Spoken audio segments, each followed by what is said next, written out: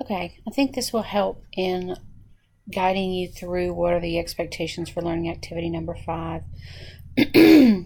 What happens within this, and I've got to move things around a little bit, when you go into the activity that should open tomorrow, I may open it this afternoon, but you're going to work some on your webpage this week and next week because it's due, I believe, on the 16th. And if you go to this particular space, there's a rubric, and let's go ahead and look at that real quick.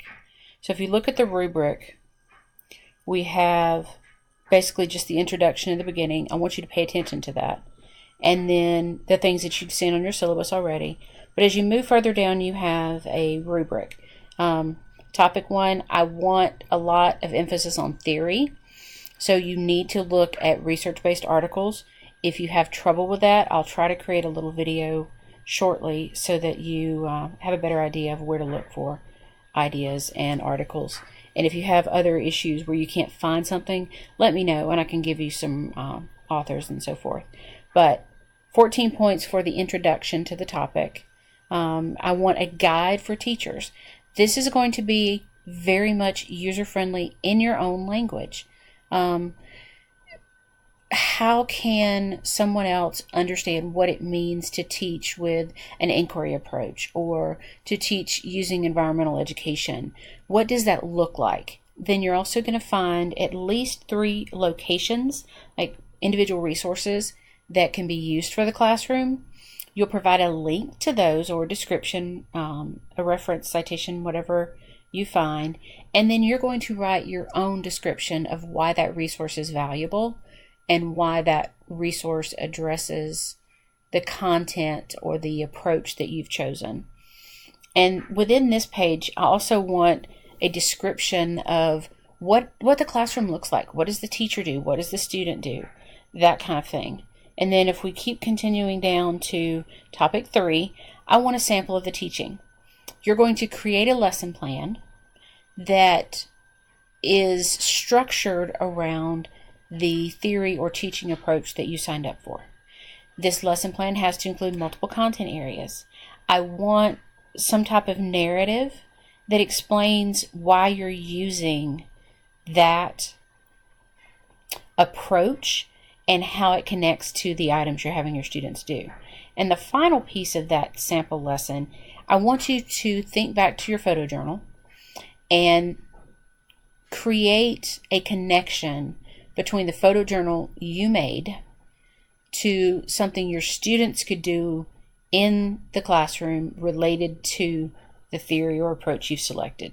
So how could a photo journal be used to teach interdisciplinary education? How could aspects of the photo journal be used for STSE? So there are a lot of different ways to play with that. And then the final section of this rubric, grammatically correct and well written. Your grad students, I think that should be a given. If you need to, write it up in an external file so that you can do spell check and then put it into your web page. At least 5 or more written resources. I don't have a problem with you using websites, but I want to make sure you use them correctly. I also want you to look at written pieces. You're not going to understand anything about theory if you don't read about it.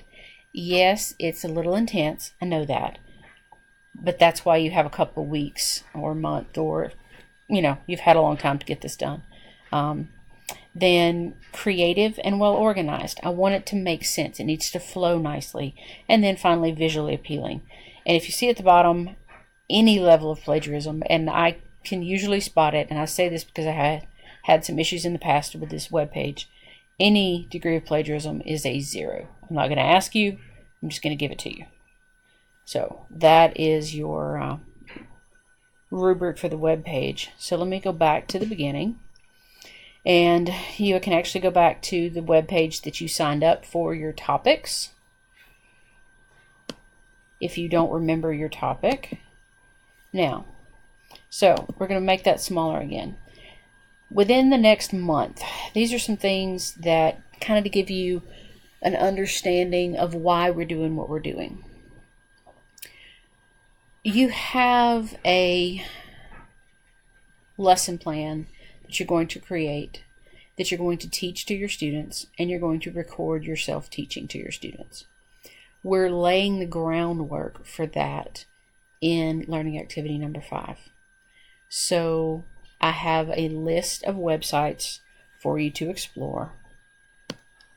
So we'll go right here and look at those websites. Okay. There are 6 of them. Some of them are super cool. Actually, they're all pretty cool. And you'll choose at least 2 of these to go through and explore. If you notice at the end of each of them, I give you an idea of what content I think it could be used for. You may have something different in mind. But what I anticipate for this, you're going to explore at least 2 of them. Write up your ideas of how you think you could use them. And then you're going to come come together with your group, sharing your ideas of how they could be used, and kind of brainstorming a little bit, bouncing ideas off of each other of, who's using this website and how are you using it? How could I better use the Citizen Science website? How could you use the Cabinet of Curiosities website? Because I don't want you to have the same page for when you teach. So ideally, if you're a group of 4, you may have Globe as one of your websites that someone's writing a lesson plan on, Annenberg Learner as a second one that somebody's writing a lesson on, Citizen Science, and then maybe even the Cabinet of Curiosities. So we'll have 4 different ideas, 4 different lesson plans coming together that work for your grade level. But that's, as I said, that's kind of in the future. For this one, explore the web pages, jot down the ideas, come together in your group, talk about who's going to use which one and how you're going to do it. And that's pretty much all that's going to be turned in relation to the Learning Activity 5 things. You'll turn in your list of websites that you explored, the connections, the things that you found on them, and you'll do that to the discussion board. That's it. If you're a Hangout group, you talk about it. One person takes those notes, puts it in the discussion board. This will be one that I'm not going to assign as groups making comments. Anyone that is not in a Hangout group, you can comment on anybody else's, because we're having a little bit of difficulty getting people to actually get stuff done early so that everybody else can comment on it. So if you look at this, Explore 2 websites, goes through all the instructions, reminders, things like that. And then at the bottom, it tells you where you're going with this. Okay? You're going to, if you've got questions about that, I'm going to go into it more as we get into Learning Activity 8. But I want you thinking about how are you going to use this website to help your students understand science. I know a lot of you don't teach science, but you can use these websites. That's why there's so many of them. That's why there's so much diversity, for you to find science in it, but find your content area and merge the 2 of them. You've got a little over a month to make it happen, so that gives you time to plan the lesson and plan time to record it. I know that things happen in the classroom, but that's kind of where you're going in the future with this. And I'm going to create a second video, I think in just a minute, to go over how to get through things on those particular web pages.